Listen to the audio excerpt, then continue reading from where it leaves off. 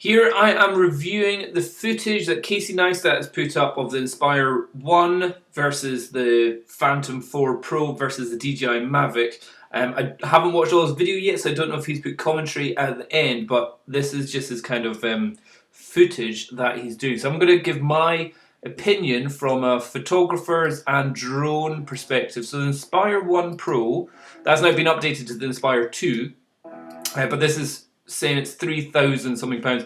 There is certainly this is how it's been shot in 4K, uploaded, compressed and all that stuff while it goes into YouTube, but I'm viewing it currently at 1440p, so it's filling my full screen at the moment. If we're looking at frozen frames, the high contrast area in the background, there's a bit of a blue tinge to it, but otherwise that's looking fine.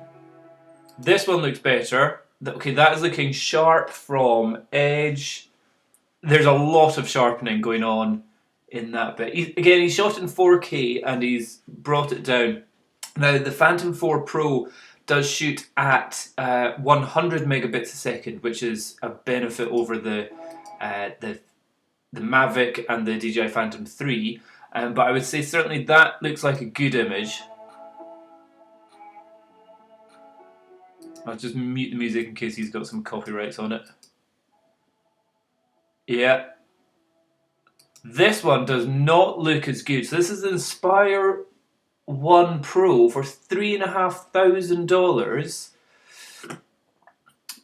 It doesn't look as good. Like, the center sharpness is fine, but the compression that we're seeing in the outskirts, like in the distance shots, looks pretty bad. It's definitely a softer image. But, oh, now, what is this? This is really bad. I don't know what's happened here. Can't claim it's not from focusing, because that is totally sharp in focus. Over there is in focus, like all those cars I can individually make out the trees. But look at the right-hand side. This is mush. I don't know whether this is... Yeah, it must be another new Mavic Pro that he's got, and its lens is fucked. It's totally garbage on the right-hand side. Look at that. It's just... So you can't see... Because I think in the past people say, oh, you didn't focus it right. Well, unless he's half-focused half of the lens, that is total garbage at the right-hand side, great on the left. So again... Maybe the quality control that's coming out since they're trying to rush out the Mavics isn't all that great. This next shot, having them side by side, but okay, so here the Mavic Pro looks good. I think that's because they've used the central point. But the Phantom 4, I think, is the better of the lot of them. Let's just, again, it's the high detail shots of around these tree area. Like here the trees are just mush. Here they are still mush, but they're a little bit more detailed. And the Mavic is there's a lot of additional sharpening that's been added to the Mavic. So I'd like to see what he did with the Inspire 1 if he added some sharpening afterwards, because I think the Mavic and the Phantom naturally have a lot of sharpening going on in the image when it comes out the camera, or how it's set up originally. But certainly also seems like the field of view, he's trying to get it as close as possible. This one's a little bit more zoomed in for the Inspire. But the Mavic looks sharper there. And it looks cleaner, higher contrast going on there. But the sky as well just looks a bit pants. It is an overcast day.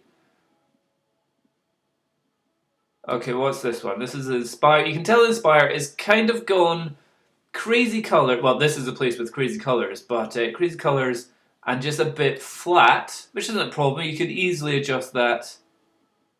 This one looks nice, but yeah, no, it looks nice. And then you look at the right-hand side here. That's just gone to tits. You can't see anything there. If you look at the edge of that house, that's just mush compared to the edge of that house. So there's definitely, it's not, he's always going to tap the screen. It's like there's definitely something wrong with that lens. And the Phantom 4, definitely. So again, side-by-side shots here. The Phantom versus the Mavic. It's very difficult to tell the difference. If we look at maybe the power lines, okay, the Mavic, you've got a more of a telephoto lens. So the lens is equivalent of a 28mm, Phantom 4 is a 24mm. It's a little bit of a difference. It does mean you're a little bit more zoomed in to the shot here. Let's just see as it moves. Certainly this one looks sharper than this one, but then the closer objects here look sharp. Oh, it's a tough one to tell the difference.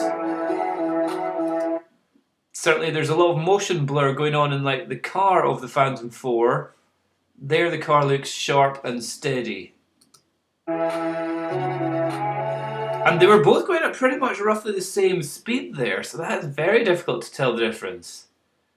And now the Mavic is definitely looking sharper in the trees, meanwhile the Phantom 4 Pro, not so great. If we freeze the Inspire one, fairly flat. It's definitely got like a purpley hue to it. So that was the only footage that he's put up, and he said that he's still going for the Mavic for his favourite. But certainly for edge-to-edge image quality, it wasn't showing very good there. Sharpness, definitely. Ease of use, definitely. Price, definitely. But in terms of its image quality, definitely the Phantom 4 seems to be the superior out of all three of these options. I don't know if he's actually said that in his little list. I don't know if I would really say the quality is different from the Inspire as much as what he said there, and I would say the image quality there was definitely problems with the Mavic there. So yeah, there you go. Let me know what you think. Cheers. Bye bye.